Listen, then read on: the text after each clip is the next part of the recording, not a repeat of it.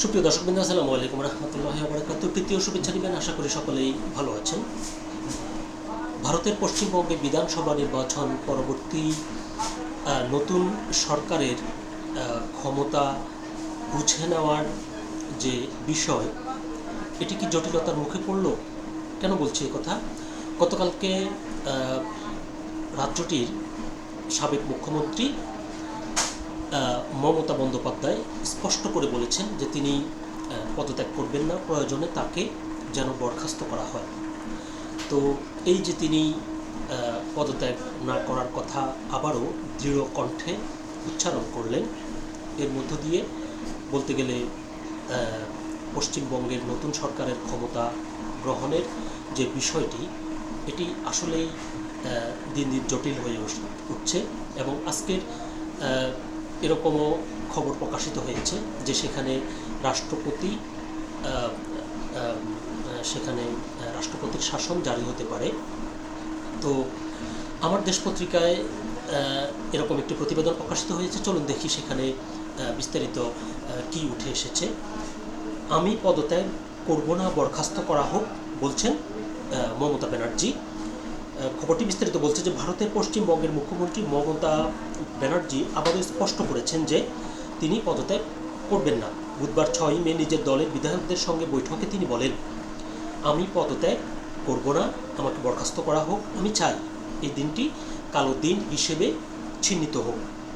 ভারতের সংবাদ মাধ্যম এনডিটিভি এক প্রতিবেদনে জানিয়েছে, নির্বাচন পরবর্তী সহিংসতার ঘটনাগুলোর বিচার চেয়ে আদালতের শরণাপন্ন হওয়ার ঘোষণাও দেন তিনি।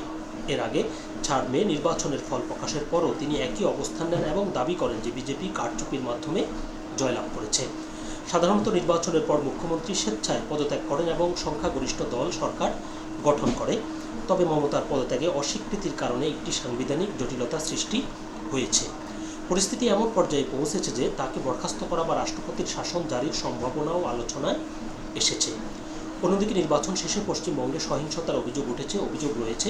বিজেপি সমর্থকরা তৃণমূল কংগ্রেসের নেতাকর্মীদের বাড়িঘর ও অফিসে হামলা ও অগ্নিসংযোগ করেছে। কলকাতার নিউ মার্কেট এলাকাতেও কয়েকটি মাংসের দোকানে হামলার ঘটনা ঘটেছে।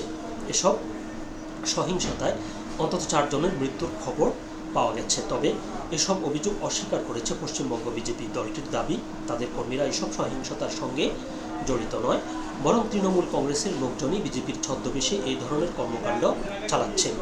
বিজেপির এক বিবৃতিতে বলা হয়েছে, তৃণমূলের তথাকথিত গুন্ডা বাহিনী সাধারণ মানুষকে বিভ্রান্ত করতে এবং অস্থিরতা তৈরির উদ্দেশ্যে বিজেপির পরিচয় ব্যবহার করছে। দলটি আরও জানিয়েছে, এই ধরনের প্রতারণা, ভয়ভীতি প্রদর্শন কিংবা আইন নিজের হাতে তুলে নেওয়ার ঘটনা জড়িতদের বিরুদ্ধে কঠোর ব্যবস্থা নেওয়া হবে। তো মূল প্রতিবেদনটি এ পর্যন্তই ছিল। তো যেটি বলতে হয় সেটি হলো যে সর্বশেষ যে খবর এসেছে সেখানেও মমতা বন্দ্যোপাধ্যায় তিনি পদত্যাগ করবেন এ ধরনের কোনো খবর পাওয়া যায়নি। তো বোঝা যাচ্ছে যে এটি দিন দিন জটিল হয়ে যাচ্ছে এবং ভারতীয় সংবিধানের আলোকে যদি মমতা বন্দ্যোপাধ্যায় শেষ পর্যন্ত পদত্যাগ না করেন, তাহলে দুটো পথ খোলা রয়েছে। সেক্ষেত্রে একটি হলো তাকে বরখাস্ত করা এবং রাষ্ট্রপতির শাসন জারি করা নতুন সরকার ক্ষমতা গ্রহণের আগ পর্যন্ত। তো দেখা যাক কী হয়। সকলে ভালো থাকবেন, সুস্থ থাকবেন।